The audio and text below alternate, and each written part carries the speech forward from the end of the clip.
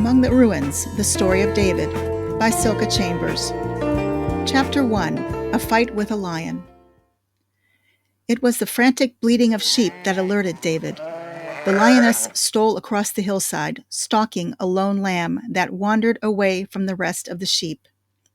Their strident calls went unheeded by the late spring lamb, and he continued to nibble blades of grass absently, his short legs stumbling over stones and clumps of earth.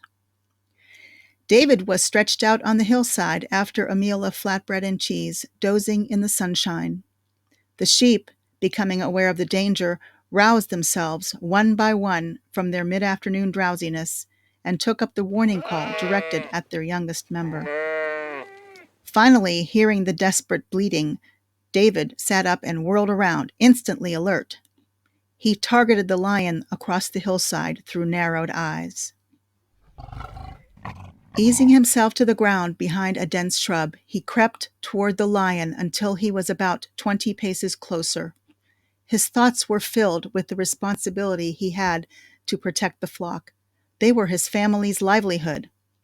The milk and fleece were used by the clan to make cheese and wool and fabric, or traded with other settlements to provide for their needs. They couldn't afford to lose even one sheep.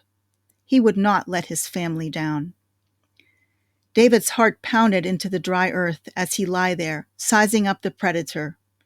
He observed the muscular shoulders, taut with ready energy, the piercing eyes, completely focused on the lamb.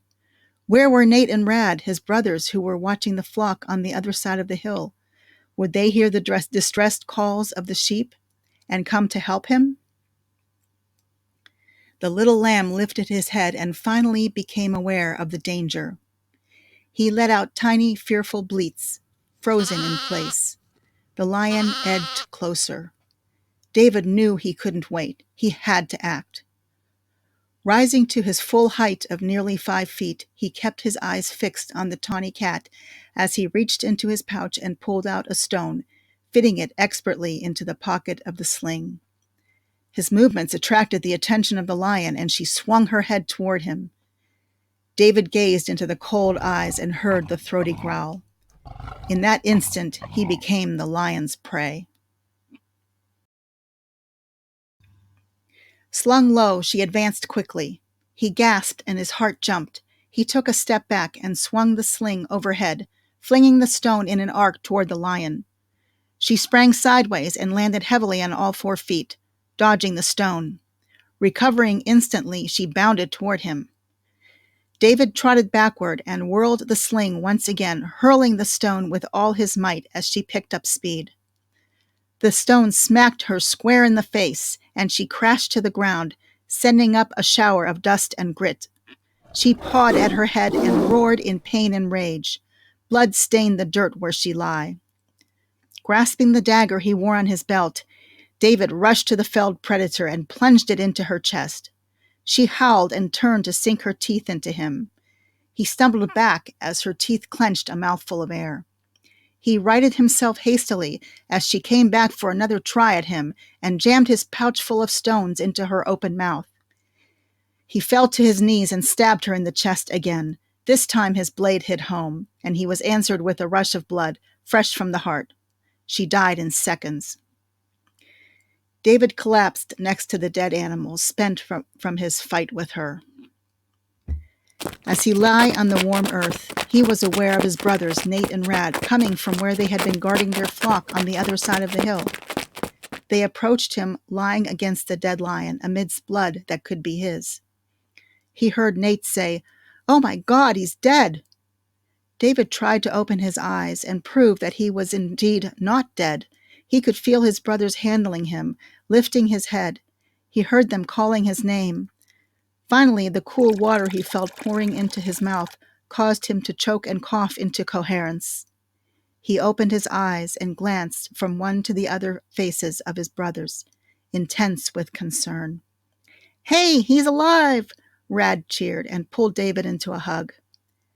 Nate sat back on his haunches and said, "What you go and do that for? You should have called us." There wasn't time," David said, struggling to sit upright. He took another drink of water. She almost had the lamb in her mouth. She was this close. He held his hands out a foot apart. I couldn't wait. He finished explaining what happened in fits and starts, still breathless from the rush of adrenaline and physical exertion. Once David recovered enough, he and his brothers called the sheep from where they had gathered in a worried cluster and led them to the stone sheepfold for the night. Leaving the flock in the care of hired workers, they began their trek home. They knew that scavenging birds and animals that appeared at nightfall would make away with the lion's remains. When the three brothers arrived at the settlement, they relayed what happened on the hillside to their father, Jesse. David looked up to his father, who was beaming at him. Jesse said to David, "You must truly have the Spirit of God upon you to win a fight with a lion at such a young age." Jesse turned to Nate and said, "David will sit next to me at dinner tonight." Placing his hand on David's slender shoulders, his father guided him to the food tent, followed by Nate and Rad. David enjoyed this rare moment of honor in his family. Having 5 older brothers, he found few chances to prove himself. He kept pace with his father, head held high, wearing a triumphant smile. I hope you enjoyed Chapter 1 of Among the Ruins, The Story of David by Silka Chambers. David's mantra, "Man looks on the outward appearance, but God looks on the heart," saw him through many other adventures. Desperate to escape the attempts on his life by his one-time ally, King Saul, David clung to this mantra, given to him as a child, when the prophet Samuel anointed him the next king of Israel. Did he have the heart of a king? Doubt ravaged him as he took refuge in the Judean wilderness, supported by his band of 400 outlaws, keeping clear of King Saul, never knowing when or if he would achieve his life's goal. Enduring betrayal and the loss of those closest to him, he forged on, ultimately eluding the king by hiding out in the land of his enemy, the Philistines. Will David be trapped in allegiance to his enemy now that he is living under their protection, or will he reach his aim and become Israel's next king?